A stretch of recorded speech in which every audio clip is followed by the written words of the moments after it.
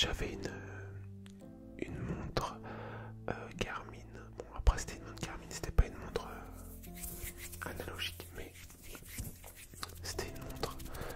J'ai toujours bien aimé avoir une montre au poignet, quelque chose au poignet. Donc voilà, et depuis un an, ouais, ça fait à faire un an que je me suis, je sais pas pourquoi, je sais même pas comment, je me suis intéressé aux montres. Donc voilà, les vraies montres, on va dire, entre guillemets. Voilà, donc ça fait un an que j'ai regardé énormément de vidéos sur le sujet. Du coup, j'en ai acheté, dont une que je porte, bah, on va dire presque tous les jours, à mon poignet. Je saurais pas vous dire comment je suis tombé là-dedans, mais enfin, je retrouve en vrai, je pense que j'ai dû tomber sur une vidéo, je sais même plus. Si, j'avais un mariage l'été dernier, et du coup je me suis dit pourquoi pas mettre une montre avec. Et, je crois que je me suis mis à faire des recherches autour de montres sympas et tout. Et je pense que c'est à partir de là, mais je suis même pas sûr. Je suis même pas sûr. Bon, bref, je m'écarte un peu. Je vais vous parler de mon... Avant de vous la montrer, déjà c'est une montre Citizen. Je vais vous parler un petit peu de la marque Citizen, assez brièvement. J'ai récupéré quelques infos sur internet, sur des sites qui ont fait eux-mêmes des petits paragraphes, des petits résumés autour de la marque pour la présenter. Je vous mettrai le lien des sites en description. Mais du coup je vais vous lire pour l'instant ce que j'ai trouvé. Alors c'est une marque assez ancienne, hein. Il faut remonter en 1918, fin de la première guerre mondiale, à Tokyo, dans le quartier Totsuka-eki. Dans ce quartier paisible et chic naît l'Institut de recherche horlogère Shokosha Watch, sous le commandement du joaillier Kamekichi Yakamasi. Ce dernier est porté par une réelle volonté de créer une marque de montres accessible à tous les citoyens japonais. Son rêve, que chacun puisse se doter d'une montre de luxe à son poignet, sans distinction sociale. C'est en 1924 qu'il concrétise son œuvre avec une première montre qu'il baptise à l'image de son rêve, Citizen.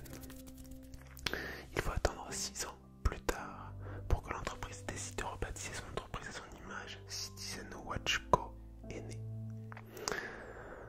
Bon, voilà.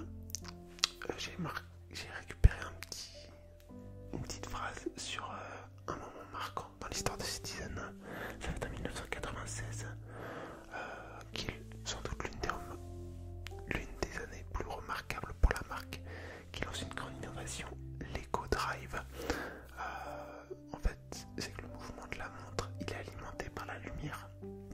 Il y a des cellules solaires sous le cadran qui permettent d'alimenter la montre.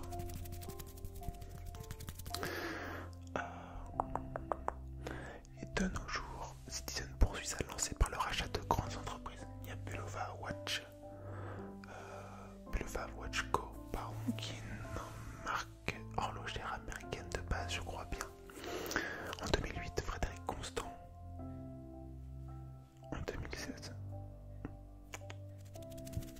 Bulova en 2008, Frédéric Constant en 2016, pardon. Et en 2021, la marque est reconnue dans le monde entier comme pionnière de l'innovation horlogère dans pas mal de domaines, en proposant des modèles pour tous les goûts et toutes les personnalités, respectant les vœux du fondateur depuis 1918. Bon, voilà.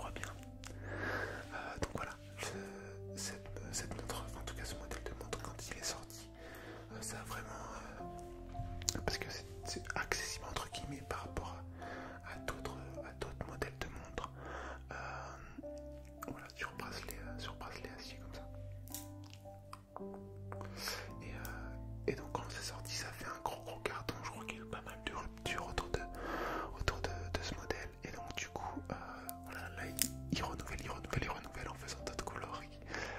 Voilà. Alors je vais vous lire quelque chose autour de ce modèle. C'est un modèle qui est inspiré d'un ancien modèle de Citizen. Voilà, donc c'était la Citizen NH299 qui a été l'un des best-sellers de la marque à la fin des années 90 et au début des années 2000, notamment sur le marché chinois. Donc voilà, je vais vous montrer les photos. Donc ça ressemble énormément. En tout cas, ils ont repris les codes un petit peu de ce qu'ils pouvaient faire à l'époque, en tout cas de ce qu'ils avaient sorti, qui avait bien marché, pour la remettre au goût du jour et nous ressortir ça. Si on parle un petit peu de technique rapidement, en tout cas le diamètre, c'est un diamètre de 40 mm avec une épaisseur de 11,7. Donc voilà. Alors, je sais pas si on voit bien comme ça. Bon, elle est pas trop épaisse, je trouve. En tout cas, ça va. Moi, il me faut pas plus que un diamètre de 40 mm. C'est, on va dire, c'est le max pour moi. J'ai pas un poignet énorme, donc voilà, faut que au max ça soit 40. 39, c'est bien. Elle est résistante à l'eau à 5 ATM. Bon, c'est pas énorme. C'est à peu près 50 mètres, on va dire, si on traduit un peu les barres en mètres. Mais bon, c'est pas 50 mètres comme ça, en fait, c'est plus compliqué que ça. On va pas rentrer dans les détails dans cette vidéo. Le verre, c'est du verre saphir. Donc c'est un verre qui est quasiment invariable, on va dire, qui est plus résistant que le verre, que ceux qui ont comment on va dire ça, des verres en Artlex, je crois que ça s'appelle. Et c'est une montre avec un mouvement automatique, un mouvement mécanique automatique. Je sais pas si vous voyez derrière le rotor qui bouge un petit peu. Et donc, parce que la montre n'a pas de pile, en tout cas, c'est pas une montre à quartz. Bon, pour vous faire simple, on va dire qu'il y a 3 types de montres. Corrigez-moi si je me trompe, mais il y a la montre à quartz qui est la montre à pile. Il y a la montre mécanique manuelle que du coup tu dois remonter manuellement en tournant la couronne pour la remonter pour qu'elle fonctionne. Et sinon il y a les montres mécaniques automatiques qui se rechargent toutes seules quand tu la portes, en fait. Quand tu la portes, le mouvement là, le rotor derrière tourne et en gros ça permet de recharger la montre, on va faire simple. Et du coup, donc, quand la montre est rechargée, que je l'ai portée, elle a une réserve de marche de 40 heures, je crois bien. Donc ça veut dire que je peux la laisser poser et elle continuera de tourner, par exemple. Si je la récupère le lendemain, il n'y a pas de souci là-dessus. Donc voilà. Sur la montre, donc là moi je l'ai pris en cadran, avec un cadran bleu. On peut voir qu'il y a la date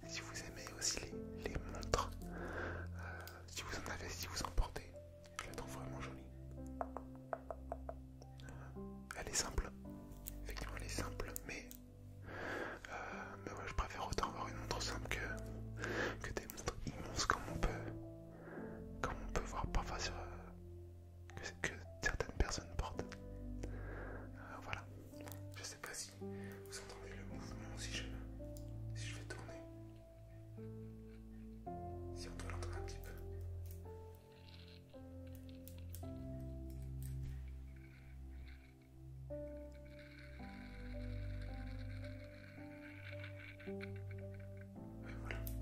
On l'a entendu là, on l'a entendu. Si jamais je le remonterai au montage, mais normalement on l'a bien entendu. Et je trouve que c'est assez fascinant de pouvoir voir grâce au fond vitré comme ça, enfin vitré, le fond visible, voir un petit peu le mouvement.